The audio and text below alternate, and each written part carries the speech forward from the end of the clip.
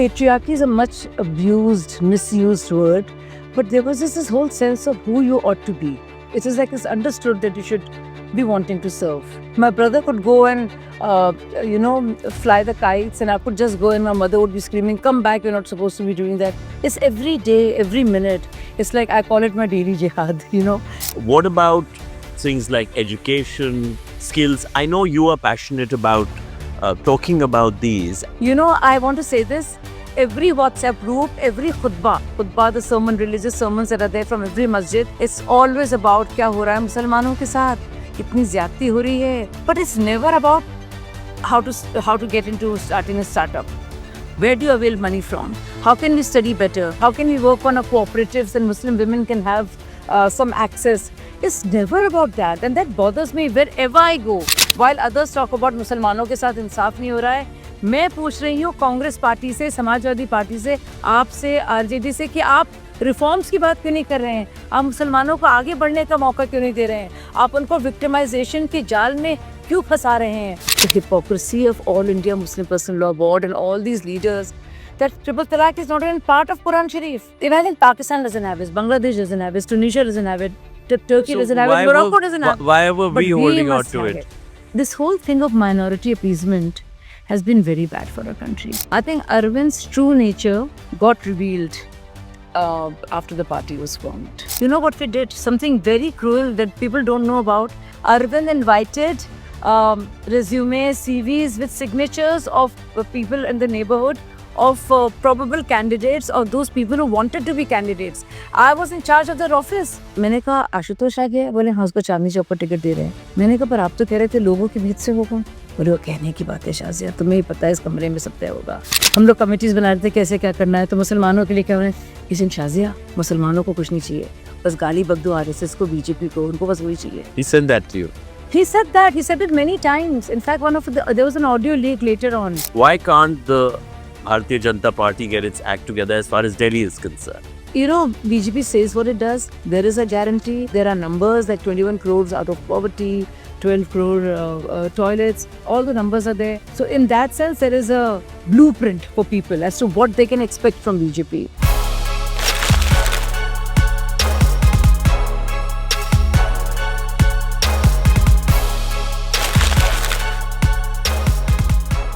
Welcome to Arjun Bhagat Decodes, and today we have Shazia Ilmi with us, the national spokesperson for the Bharatiya Janata Party. Thank you, Shazia, for having us Thank you so much. in your lovely, lovely home. Let me begin by asking you, are you an anomaly as far as being in the BJP is concerned? Thank God you didn't call me an aberration. Well, I do have a very unique position in the BJP. I'm a Muslim, a practicing Muslim. I'm from the Sunni, sect of Islam. And I come from a conservative Muslim family, yes. So A very prominent and conservative family. yeah, where my parents go and where I come from, Kanpur, Chamanganj, we're the oldest Urdu newspaper, in fact. So yeah, it is a very unique position. I've been an activist, I've been a journalist. So that too makes me, I don't know whether it's to call like a sore thumb or what, but yeah, I have donned many avatars, so to speak.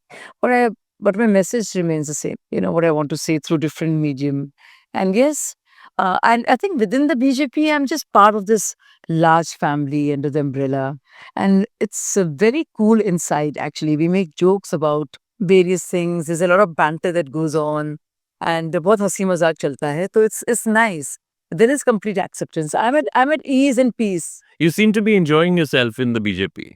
Arjun, all the things that I wanted to speak about, coming from where I do, and I have, even as a journalist, and even in Anna Hazare movement, I had no qualms about holding the flag and saying Vande Mataram and all of that, and Bharat Mata Ki Jai. I have never had a problem with that. But more than that, what I stand for, reform in the community, what Muslim girls and women go through, what they endure, and how tough life can be, and how burqa is not really an enabler or hijab, and the insistence on how you dress up, what you look like, how much of you is covered, how outspoken you are, and how eligible you are to be a good wife or a good mother. Those are very important issues. So, Shazia, that's a very important point that you have made. You have been getting a lot of pushback from the Muslim community for those views where you're saying, okay, let's focus our attention, of course, respect the Quran and the religious aspects of the community in Islam, but at the same time, focus on, maybe gender rights as far as women are concerned within the Muslim community. And I guess it's not just restricted to the Muslim community, also the Indian community at large. But of course, you in a way represent the Muslim women as well Yes, and the I do. community. I do, and I see myself as a representative of women. So, and I think that's very important. It's a very important role I want to play. I feel strongly about many things, but this is something that is really close to me. That is me, in fact. You see the painting behind. This is what my life's purpose is. It became clear to me gradually, and I know what prompted me to get out and break stereotypes and be defiant and fight with my family and my brothers and my father and me, of course, who was very tough and said, "There's no way you're gonna go out." You did your master's in journalism from Jamia, one of India's top institutes. That's correct. One did all of that because there was something, there was a fire raging within. Since I was a teenager, there was angst. There's a lot of anxiety about my future, about why things are the way they are.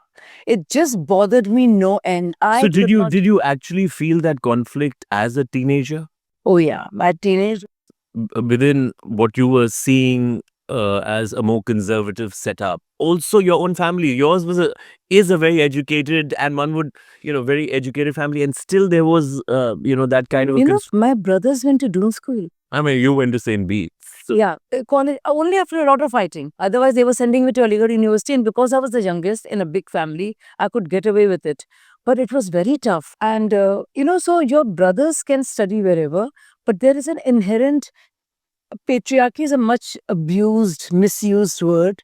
But there was this whole sense of who you ought to be. It is like it's understood that you should be wanting to serve. And the freedom men had, my brother could go and, fly the kites, and I could just go, and my mother would be screaming, "Come back, you're not supposed to be doing that." It's every day, every minute. It's like, I call it my daily jihad, So it's like every day, kya kapde pehen diye, salam nahi ki, kya wo baal dikh rahe hain, because you cover your head, if you don't. And dupatta theek se pehno, and it's like, it's just so different. And I had my brother, and that was me, and the lives were so different. And everything was determined as to how I should behave, how I should dress, what my dreams are going to be, what my plans for future are, whether I can visit my friends or step out of the house, all dependent on my anatomy. And that I found really shallow and silly and completely not done. then who did you express yourself to? Who did you talk to and say, all right, I want something different? Initially, one of my brothers who was different from others and who was the only one who had some time for me, Irshad Bhai. I would often go to him. Other brothers were they just took, they're very entitled. Bhai, tum ladki ho, tumhe ye karna hai, this is how it is. Has your sister done it? She hasn't done it, right? Look at all your cousins. Then why would you want to do this? Why would you want to step out? No, you can't go to Boat House Club. You stay there. I said, no, but I want to go. I want to see how things are. But it's just like, the world is shut for you. There are only few windows, you're allowed to peek through, like the Lady of Shalott, so there's not much you can do. And I couldn't understand. I started hating my body.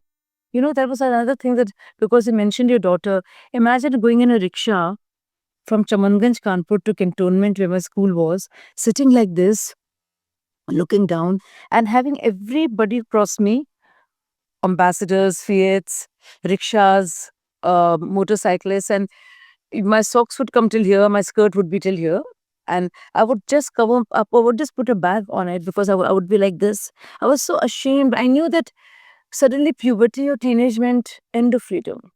I just couldn't be, I just hated it. I said, who wanted this? I never asked for them. I call it the invasion of hormones. It was, they were like invaders. I didn't ask for them. And they took away and they seized my freedom.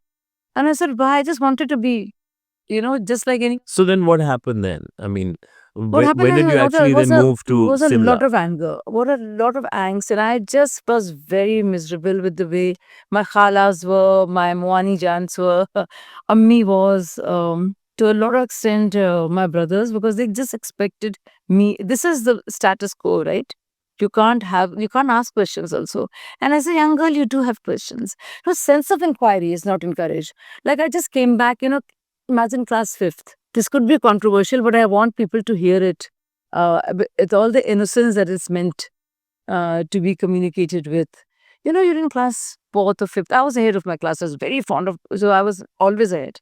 And I remember reading what in geography, North Pole, South Pole, and Ramzan was there. And I said, oh my God, Prophet Sallallahu Alaihi Wasallam did not have a very good geography teacher. And I got a big slap. My Nani was there, everybody was fasting. I said, what are you saying? I said, how would people fast in Vladivostok? It would be South Pole, North Pole. Kab sunrise hoga, kab sunset hoga. So, the very basic questions. And I said, if you had a better job. And an innocent question. Innocent question. You're young, and my sense of logic was extremely strong. And I said, Ammi was always quoting one, I will not take a name, one of my cousins, and how lovely, let's say, Farhana is. Farhana ko dekho, कितने अच्छे कबाब बना रही है, caramel pudding भी बनाना उसको आ गया है, दुपट्टा ठीक से पहनती है, कभी कहती नहीं कि ट्रैक पैंट्स पहन के घूमूंगी, तमीज से रहा करो। शाज़िया ये सब बहुत बदतमीजी है तुम्हारे में, हर वक्त घूमना फिरना चाहती हो, ऐसी प्लेट्स पड़ी हैं। तो मैंने कहा उसने भी तो नहीं किया, मेरे ब्रदर ने, राजचंद ने नहीं किया, तो मैं क्यों करूंगी? बोले उससे सीखो। I got very angry because always I was being compared to the Farhana. हमेशा तुम्हारे साथ चीखती चिल्लाती नहीं रहती है। And Snake in the Monkey shadow had just come, and I was always behaving like a snake or a monkey, trying to do some wretched kung fu or whatever. So I said, what is with you, So I said, thank God her parents are not criminals. Thank God they're not smugglers or killers. But she would also grow up to be a criminal or a pickpocket or a little thug. So obviously, mommy didn't like it, and again, one tight slap. That seemed to be the answer to a lot of of our generation. But it is so important what you're saying, because you were somehow able to express yourself. 99.99% of girls are not able to get out of that box. uh, how do you feel about that? Because it's also Hindu girls that we speak about. I mean, you look at a lot of our states where gender and patriarchy define the lives of millions of girls. I did that, but it came at a huge price. It was I wish things were easier. I wish there was more encouragement.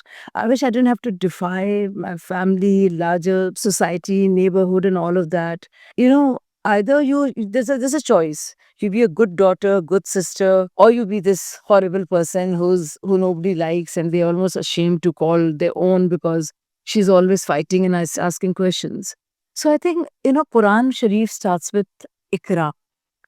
Ikra means war karna, padna, ponder, reflect, study. And sadly, that is missing. So I have a huge problem. Everybody talks about Prophet's first wife, and I must tell everybody that Hazrat Sallallahu Alaihi Wasallam, our Prophet, his wife, Hazrat Khadija, was actually a businesswoman. And he was employed by her. And she was a trader. And there were caravans in those days. And the Prophet worked under her. And he was many years younger than her. They say he was close to 40 and he was 28. And this is before the Quran dawned upon him and the revelations happened. But can you imagine that he was her third husband? She'd been married twice before, and she was his first wife. So that is also Islam, but we'll never talk about that. So when you talk about Sunnah, which is Sunnat, which is, of course, there's Quran, there's Sunnat, the way Prophet led his life. Nobody talks about that. And for the longest period, in fact, after she passed, did the Prophet marry others? She was the one when Quran dawned upon him that she took him to a Christian person and because he was very agitated. He didn't know what was happening to him. And she was the one who actually ensured and found out that this is indeed prophethood. These are verses from somewhere else that are coming to him. So such a huge role she played, and we don't talk about that. Why is this not part of Sunnat? And see how And you would question that. I would question, I said, but real life is not like that. For instance, there is no caste system in Islam, Right. or in India, there's caste system. The concept of dowry is not there. But in Muslims in India and subcontinent, there is dowry. So I couldn't get it. I said, हम लोग Muslim भी हैं, पर Muslim women मस्जिद भी नहीं जाती हैं, कश्मीर में जाती हैं, यहाँ नहीं जाती, तो religious duty तो है, congregation क्यों नहीं allowed है? I just was going crazy with what was happening.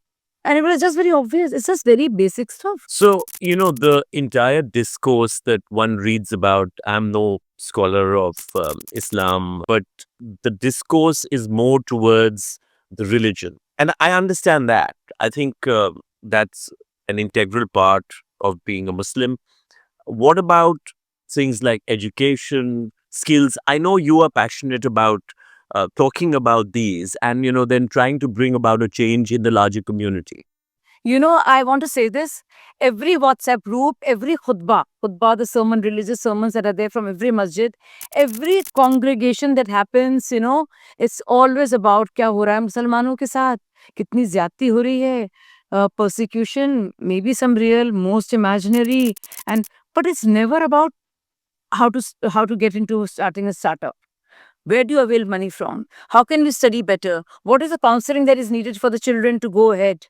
How can we make things better? How can we work on a cooperatives and Muslim women can have some access? It's never about that. And that bothers me wherever I go.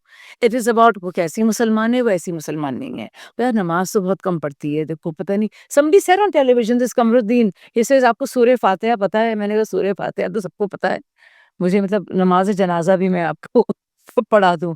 So they actually say So there's this they're always questioning you, and I've seen that. Day They're before questioning you yesterday. about whether you're a good Muslim or not. Constantly, day before yesterday, we were having a conversation on the on Constitution and Ambedkar, and it all Varis Pathan had to say about what a good or a bad Muslim I am. आप मुसलमानी नहीं हैं, आप हैं क्या? शर्म आनी चाहिए, आप गद्दार हैं. But that's one way to try to shut you up and then put you in a spot, right? And say that okay, you really don't represent the Muslim woman because you're really not like us. Yeah, because they want you to dress like them, talk like them, think like them. If you're a Muslim, you cannot be part of BJP. Can you imagine any other party? Now, this is, people say, why am I in the BJP and why am I so comfortable in the BJP?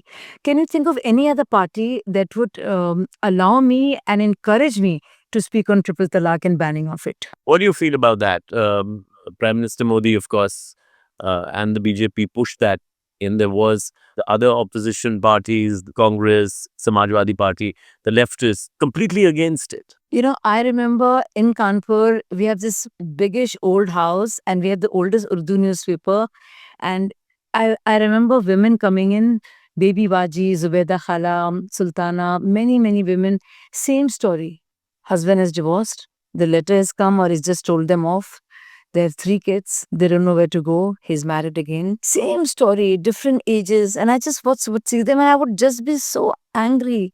And I said, this is not right. Baby Baji, and I used to be too small. So I was too young. So I wasn't allowed to speak. But it just made me very angry. But sadly, do you know the hypocrisy of All India Muslim Personal Law Board and all these leaders that triple talaq is not even part of Quran Sharif. Right. So you're going against Quran because you have to spite BJP. Most Muslim countries around the world don't even have it. that Yes, provision is don't not have there. it. So imagine Pakistan doesn't have it, Bangladesh doesn't have it, Tunisia doesn't have it, Turkey So doesn't have why it, were- Morocco doesn't have it. Why were But we holding on must to have it?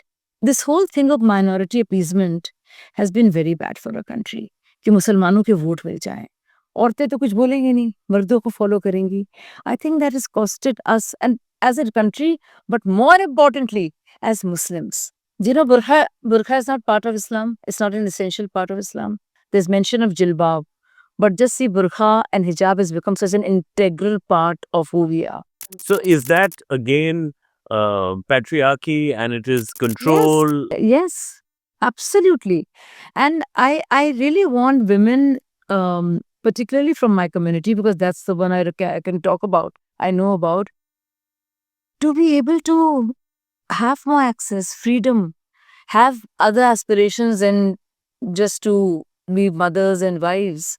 and to serve and to be glorified servants. It hurt me when my cousin, who was very young at that point of time, and I think she was barely 18 or 19. And after she got married, and I asked her, "तुम ठीक हो? सब कुछ ठीक है?" I was very worried. She said, "हाँ, मेरे husband बहुत अच्छे हैं, बहुत ही कम मुझे मारते हैं. He's good. He barely hits me. You know, it's once in a while. Only जब मैंने कोई बहुत गलत काम किया है." And everybody talked about getting ijazat, permission. Your life is your own. You're an individual. That just hurts me. It's everywhere. I went to Hyderabad. There were 12, 13-year-olds. My own cousin's daughter, she made her wear a burqa at the age of 13. Hey, young girl, there's so much to be done. Look at the possibilities. Look at where we are. But we're stuck with body. This body consciousness is what gets me. You remember the Maldives ministers? Yes, of course. Full on makeup they have and their hair is covered like that. I don't know what purpose it serves, you know. If you want to cover your hair, you can wear a wig. You know, your hair would be covered. So I find crazy ways to. And older women, why should they be wearing burqas? I mean, nobody's really leching at them. Who is? You know, but why are you doing this to like 70-year-olds? Logic ही नहीं समझ में आ रहा है मुझे. या कोई मुझे समझा दे बिठाकर. अच्छा, person who has to get attracted to you, or he's a rapist or a molester, why would he get attracted to your hair? He could be attracted to your nose, you know. So I don't get it. So my argument in BJP is not that, you know, you speak against Sanatan and your problem. Mine is a different story altogether. While others talk about मुसलमानों के साथ इंसाफ नहीं हो रहा है, मैं पूछ रही हूँ कांग्रेस पार्टी से, समाजवादी पार्टी से, आपसे, आरजेडी से कि आप रिफॉर्म्स की बात क्यों नहीं कर रहे हैं? आप मुसलमानों को आगे बढ़ने का मौका क्यों नहीं दे रहे हैं? आप उनको विक्टिमाइजेशन के जाल में क्यों फंसा रहे हैं? मुझे इससे I think they have done the biggest disservice. Why have secular parties let down Muslims? This is what I want to say. And nobody wants to say this because, well, most people in the BJP feel that on issues of Ram Mandir or issues of faith, that the so-called communist and the leftists and the Congress party has not done justice when it comes to Hindu festivals and all of that. And they were busy doing iftar parties. They'll talk about that. But I don't want to talk about that. All of BJP talks about that. Right. Which right. is fair. Which is Which fair is because fair. this is where Yeah. they come from. And that's part of the manifesto. But I say, what have you done for Muslims? For the first time, I'm saying when I go to Western Road, Chavanganj, and all those areas in Kanpur, I'm saying they're happy because there is this Jandhan card. My old driver Chand Saaf was so happy. He's saying, "बिटिया कुछ फर्क तो पड़ा नहीं, लेकिन मेरे पास एक card आया है." तो ये हर वक्त religious identity, you know, you Arjun, So we really need to move it doesn't beyond. happen with you. You're a Hindu man, Hindu man, Hindu man. Doesn't happen with you. No, it doesn't. वैसे मुस्लिम woman, हम मुसलमान हैं, हम लोग क्यों बात कर रहे हैं? पता है मुसलमान है, हमारी पूरी जिंदगी उसी के आसपास है. हम इंसान भी हैं, हमारे मतलब और भी अरमान है, चीजें हैं. क्या मुझे सिर्फ जो मुसलमानों के खिलाफ ज्यादती हो रही है उस पर बोलना है? क्या मुझे करप्शन पे नहीं बोलना है? क्या मुझे जो कूड़ा पड़ा है उस पर नहीं बोलना है? क्या मुझे ट्रांसपेरेंसी पर नहीं बोलना है? मुझे उस पर भी बोलना है ना. मैं इसी पर क्यों महदूद हूँ? आप मुझे सपोर्ट रहे हैं. I don't want to be contracted. So, you know, Shazia, we need your voice in parliament. And that's, I've been telling a lot of people whenever I see you and I say, you know, I don't know why Shazia is not in the parliament right now. I think you're a fit case. You should be in the Rajya Sabha or Lok Sabha, wherever you fought one election. Yeah, talking about the Parliament of India, talking about the representation of women in all spheres of life, whether it's state legislatures, whether it is the Supreme Court of India, which pontificates and, you know, gives us lectures on virtually every aspect. It just has two. The benches, I think 34, 35. We have two women justices. So it's just not a case of just, you know, the Muslims. If you look at Indian society holistically, you'll find that women in the formal workforce, it's very, very marginal, the representation. It is Not enough is being done. And also what's happening about, you know, 30% reservation of women in parliament. Well, we'll have it next time. And I'm sure. But then BJP is awfully quiet about that. No, but the bill has been passed. It started. BJP was the one who gave us this legislation. So we owe it to BJP in that sense, but it'll happen soon. Yeah, you're right. I think it's really, really sad. I mean, very often you're outnumbered, you know, and I feel happy at least in television, there's so many women anchors and all of that.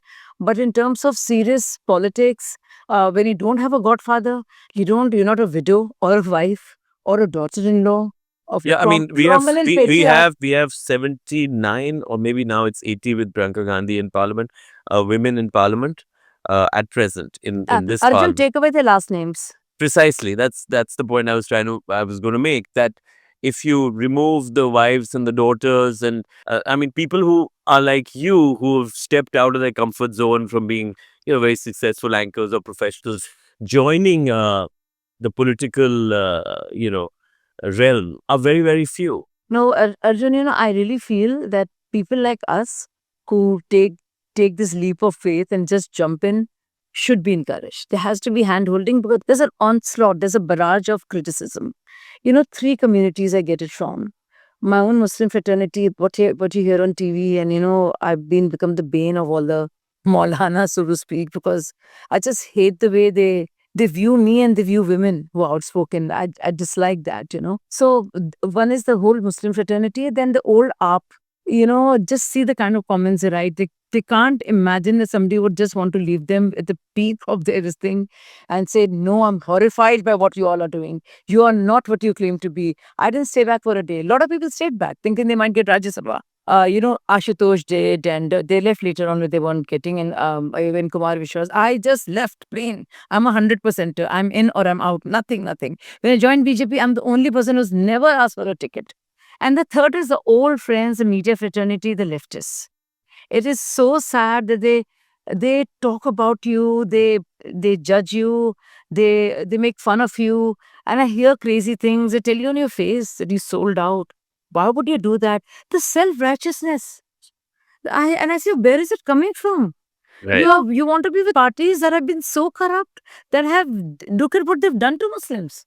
And I speak as a Muslim, not as those fancy Muslim journalists who want to take name, who live in Sainik farms in Bombay and all of those. But I'm talking about hardcore Musliman, who are, and Deobandi, my father was a Deobandi, Sunni who come from there, whose mothers wore a burqa, who covered the head. From station Kanpur, I get down, the world changes. And the minute my area approaches, I cover my head. It's a reflex action. That's how I grew up.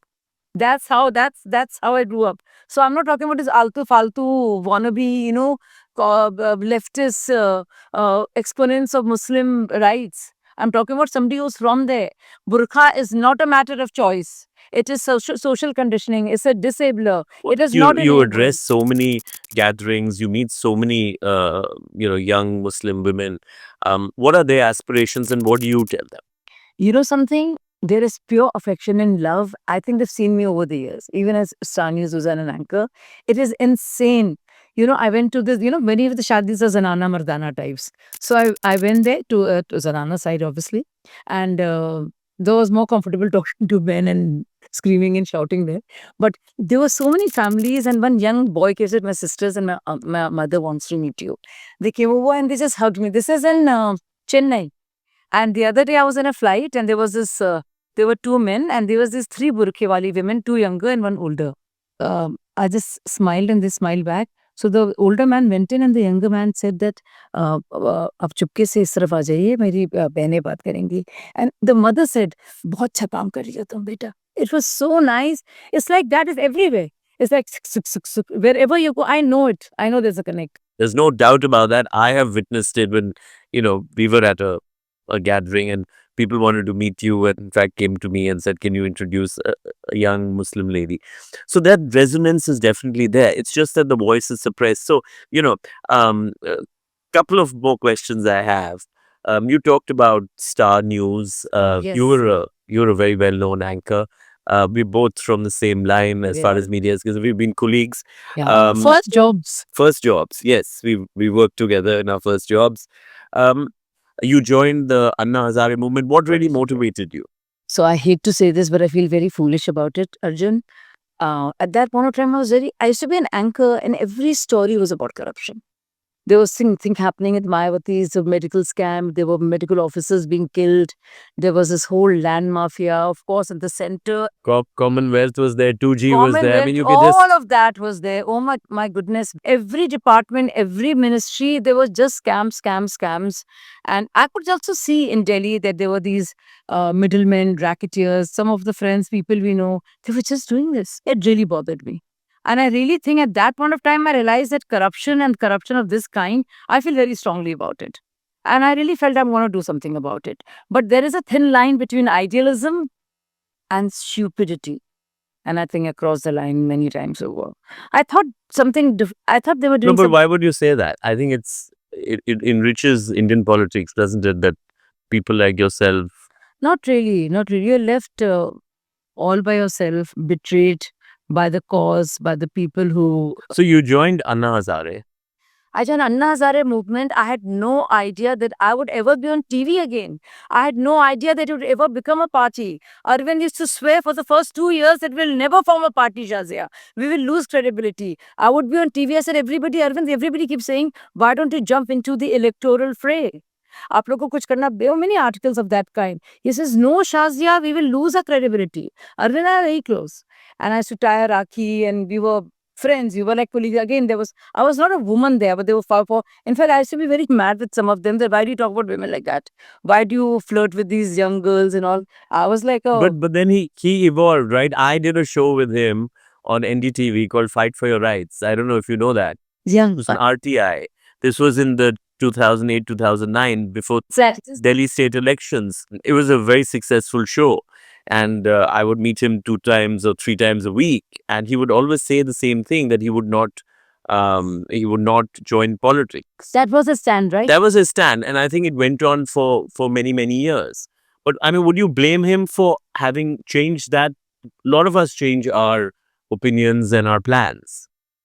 No, I think the vehemence with which he spoke, and he had very good reasons for it not to become a party. Let's give him that. Let's say he evolved, he changed his mind, and he felt this is a good way to offer an alternative to the people. This non-Congress BJP thing.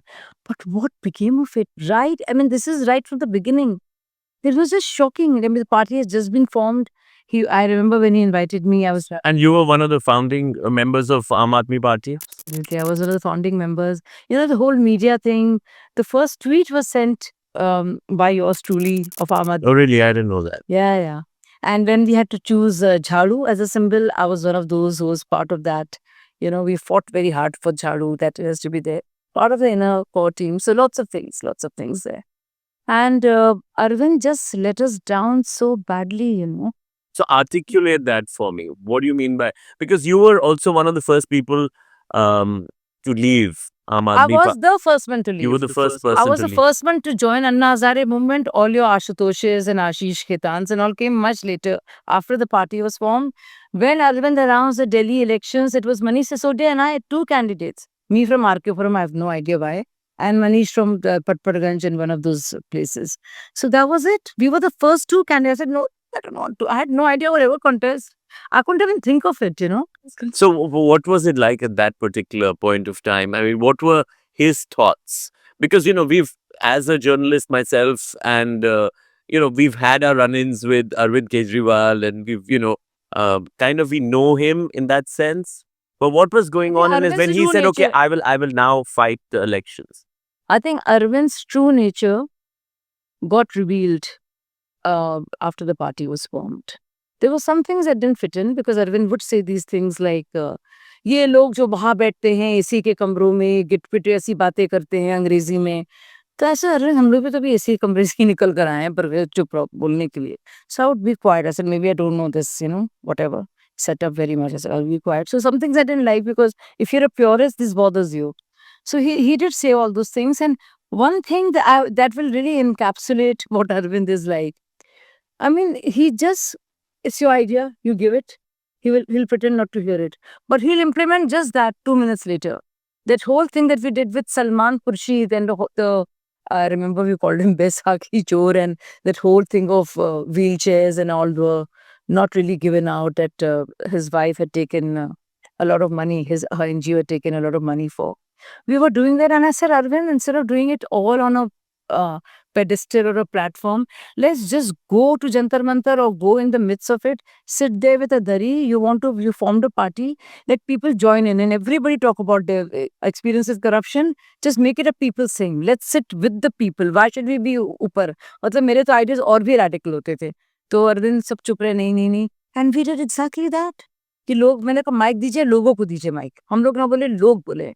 It was a huge success, and that really caught the imagination of people.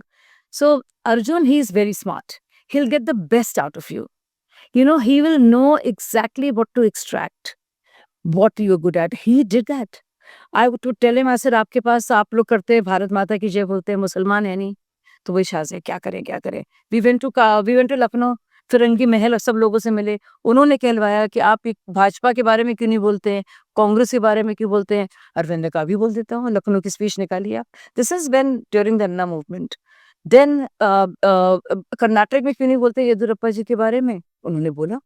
तो मेरे से this smart, अच्छा और किससे मिलना है. So I don't got that, I never thought I will be getting top Islamic senior Muslim leaders, but I was doing So that. he's a good politician. He says He's a what very the good constituency politician. is asking him to say, right?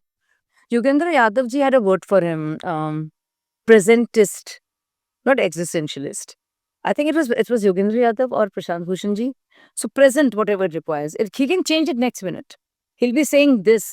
You know, you go to Jamia, he'll be talking about how terrible the encounter was. And he'll go out to a Hindu area and he will start chanting Hanuman Chalisa. He is that person, like quick. So in some ways, I think he knows the pulse of the people and how fickle everybody is, about memory of events, right? Besides many takeaways, something very important, Arjun, that I want to tell you, that has really, he's encapsulated the idea of vote banks and the psychology behind it so well. No one else did it. Though I come from a family, and no, not immediate family, but somebody like R.F. Mohammad Khan Saab sir and many other scholars and lawyers. But what Arvind said is something so brilliant and so true. I mean, it's very cruel almost. And Muslims should think about it. You know what he said? हमने हम लोग committees बना रहे थे, किसको क्या. उसी time आतिशी और ये आए Raghav, they were not part of the Anna movement. They came in much later. So anyway, हम लोग कमिटीज बना रहे थे कैसे क्या करना है. तो मुसलमानों के लिए क्या है, इसे शाजिया, मुसलमानों को कुछ नहीं चाहिए, बस गाली बकदो आरएसएस को, बीजेपी को, उनको बस वही चाहिए. He said that to you. He said that. He said it many times. In fact, there was an audio leak later on, of what he said. He said, मुसलमानों को क्या चाहिए, मुसलमानों को बस गाली बकदो मोदी को, बीजेपी को, और वोट मिल जाएंगे. And that is true. That is true. And through your podcast, I want to tell Muslims out there कि भैया इतने बेवकूफ ना बनिए, इतने सिंपलिस्टिक ना होइए कि बस गाली बकते रहे. अपना फायदा देखिए. मोदी की नफरत में अपना फायदा भूल रहे हैं. अपने से मोहब्बत कर लीजिए, मोदी से नफरत कम कीजिए. Yeah. It's like you cutting your nose to spite your face. Maximum beneficiaries, I mean, if you look at the population of Muslims in India and you look at beneficiaries of government schemes, you will find, if you look at 14%, or you want to make it even 18 because we don't have the latest census, but the beneficiaries of Awas Yojana, Ujjwala Yojana, and Mudra Yojana, the percentages go up, they're disproportionate to the population of Muslims. The beneficiaries are up to 20 to 22 to 24%. That means Muslims were the lowest rung. They're the poorest. So कुछ उनको मिला है, तो poor Muslims will be with BJP because कुछ जिंदगी में उनको किसी में उनको दिखा है. So ये मुसलमानों को सोचना चाहिए. This whole thing about Aam Aadmi Party, and a lot of us were attracted to it in the initial days. This whole thing about that, I will not join another larger political party. I will definitely not join the BJP or the Congress. I think he was pretty articulate about that. And the first compromise he made was that the Congress showed him up and made him the chief minister. That was And then he's done that over the last few. And he gets away with it. And he gets away with it, which is. And people allow him, his cadres allow him, and Congress allows it. So is that the nature of India's political discourse that has become completely fluid? If a person like Arvind Kejriwal, I mean, the intellectuals supported him, the middle class supported him, the lower middle class, the poor, so it was what an amazing opportunity Arvind Kejriwal had to take the entire, Indian society as a whole and then take his time and actually build it up. Was he in a hurry to become the prime minister? I think he couldn't handle it. He was in a hurry. The essential nature of people around him is quite lousy, I would say. When I was there, it was like, we're not like any other party. That's why we are a party. Now, every other party is doing it, so we will also do it. So the whole thing has changed. BJP भी तो करती है, कांग्रेस भी तो करता है, हम भी करेंगे. And but you know the Lok Sabha. So you know when did I leave? I left right after the first elections, Lok Sabha. But I saw a lot of games being played, and I saw it. I said, Arvind, you said that regular folks should have a chance. You know what we did? Something very cruel that people don't know about. We did, and that's the biggest betrayal. And just for that, people should not vote for him. Arvind invited resumes, CVs with signatures of people in the neighborhood of probable candidates or those people who wanted to be candidates. I was in charge of their office. There were piles and piles of this thing coming in. And you know, he made sure the people who were applying got signatures and Aadhaar cards of others, you know, who would support them. At least 100 log ho, 500 log ho. Imagine all the stuff. And then, you know, Arvind told me this happened. And Arvind said, मैंने कहा आशुतोष आ गया. बोले हाँ, उसको चांदनी चौक पर ticket दे रहे हैं. मैंने कहा पर आप तो कह रहे थे लोगों के बीच से होगा. बोले वो कहने की बात है शाजिया, तुम्हें ही पता है इस कमरे में सब तय होगा. I was very, I didn't know what to, I put in so much there, you see. My stakes were such that I didn't know what to say. I just left feeling very terrible. But when Arvind sat on Republic Day, remember he sat out there? No, I remember. I met him there. You did? I did meet You know, him there. I'm the only person who was in the party who boycotted that. He boycotted Republic Day. I was not there.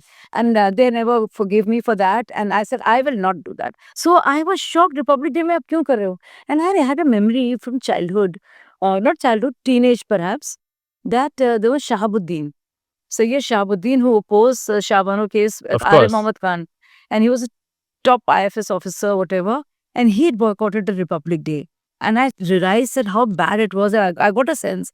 That came to me, that memory from somewhere it came to my head. And I said, no, I will not go join Arvind there. Right. That was a very sad incident.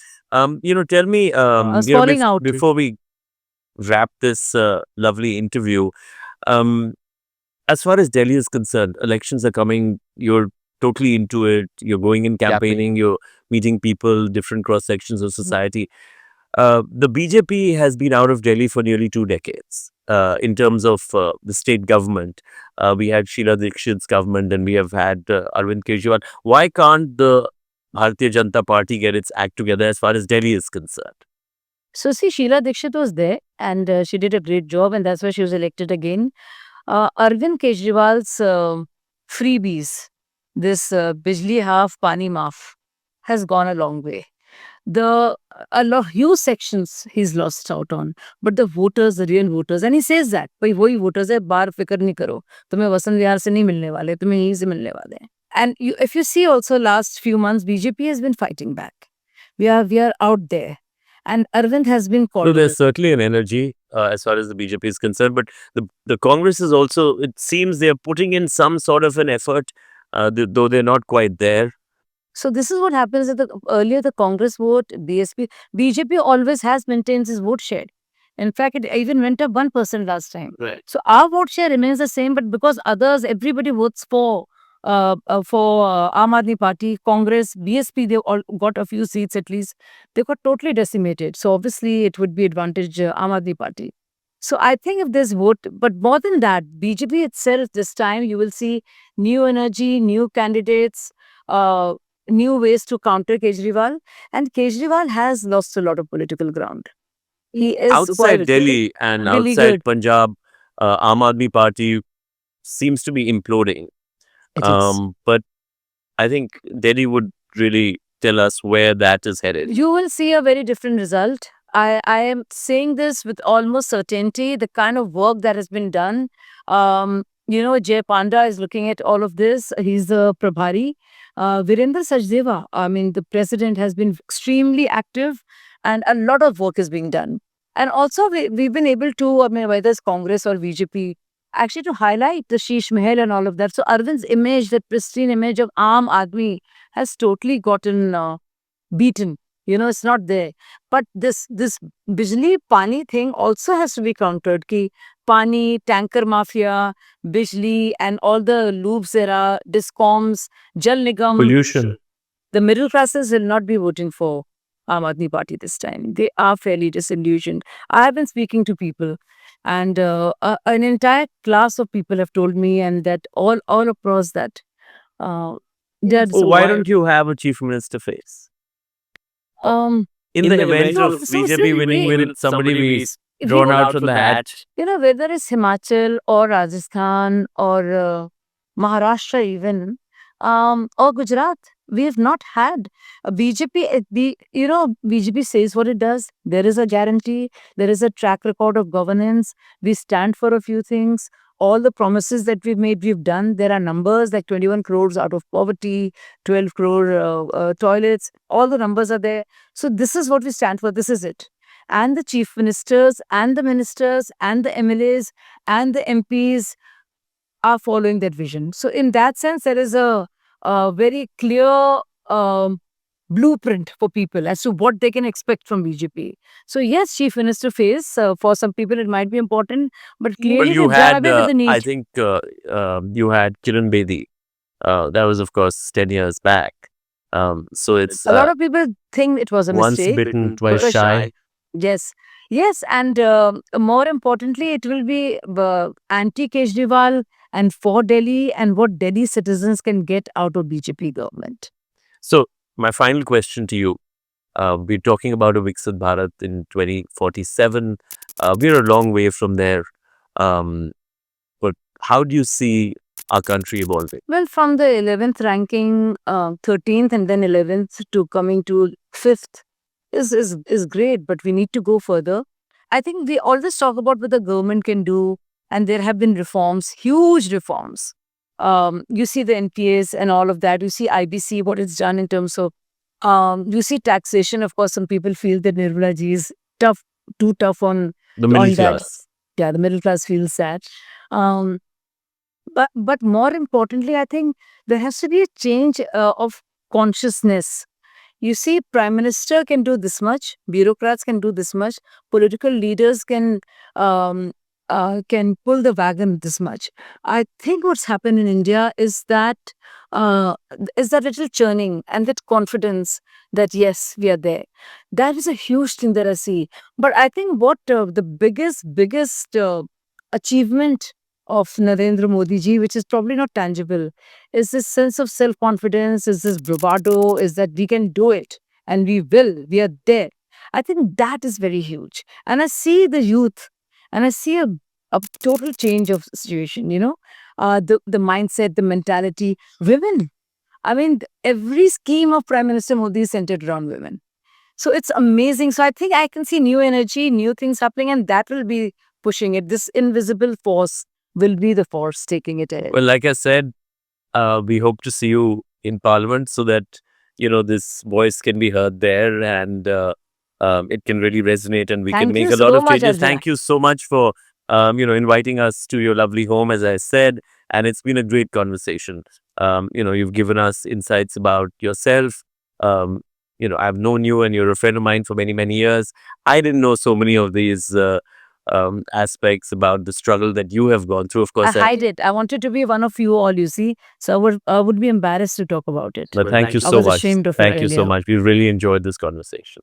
And thank you so much for joining me on Arjun Bhagat Decodes. Do watch this episode. I think it's going to be a couple of versions, couple of episodes here for sure.